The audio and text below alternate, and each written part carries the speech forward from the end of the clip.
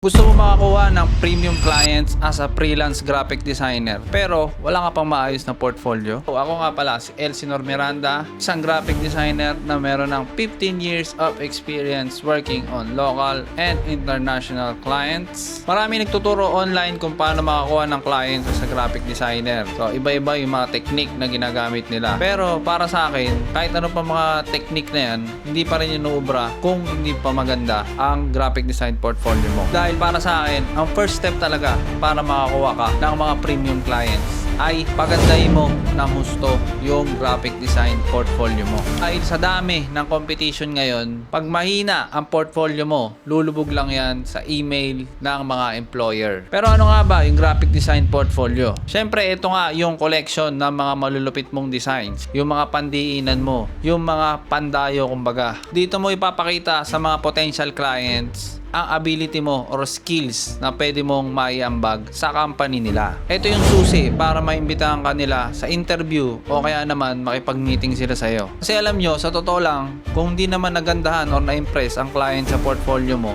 hindi na yan magsasayang ng oras interviewing ka. Pero paano nga ba pagandahin ang portfolio at ano yung mga do's and don'ts? Sa November 4, 2025, magkakaroon tayo ng workshop tungkol sa kung paano nyo i-build ang portfolio nyo. I-share ko sa inyo yung mga iba't ibang ways kung paano ako nag-a-apply at kung paano mas maging stand out ang portfolio nyo. Para naman mas maging professional pag pinresent sa mga potential clients. Pero bakit ka nga ba mag-a-attend ng workshop na to? Why is this perfect for you? Starting level. Kakaaral mo lang ng Adobe Illustrator at Photoshop at may konting designs ka na pero hindi mo pa alam kung paano makabuo ng portfolio at ng personal branding. Entry level, 1 to 2 years experience ka na sa graphic design pero hindi ka pa makakuha ng matinong client. Kung di barat, puro sin zone lalo na pagbayaran na. Mid-level ka na sa graphic design pero hindi pa rin naging stand out ang portfolio mo kaya kailangan mo na magkikritik or na mag-guide sa'yo. Ito yung mga aaralin natin sa workshop na yan.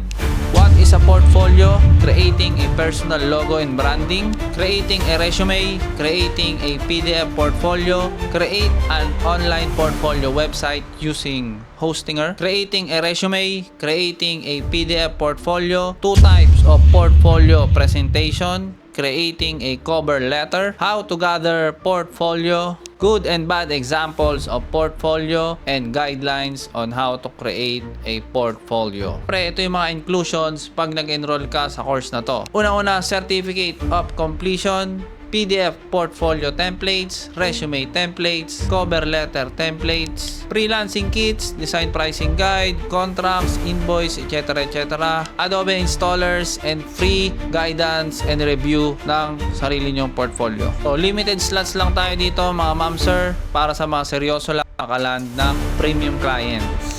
Kung interested ka, comment portfolio or click the link dyan sa baba para mag-enroll sa workshop na to. So yun lang, kita-kits tayo dyan at sabay-sabay tayong matuto and follow for more graphic design tips. Bye-bye!